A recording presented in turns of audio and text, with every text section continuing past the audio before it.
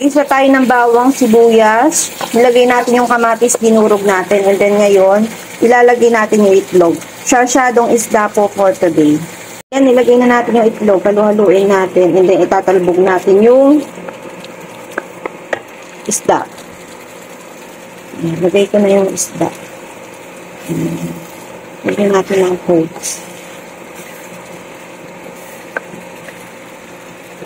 3 buntot lang ito yung natira sa sinigang ko.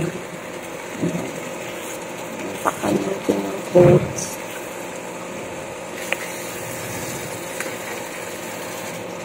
Sarsyadong isda na. Diba? Kaya tayo mga kabagang, yummy, sarsyadong isda. Ulam namin ng tatay ko for today.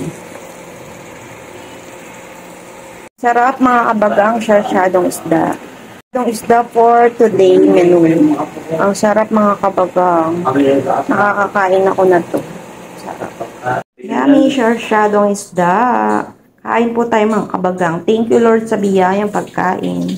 Salamat, salamat Panginoon. Kami ni tatay yun. Sarap ng kain namin. Kain po tayo mga kabagang.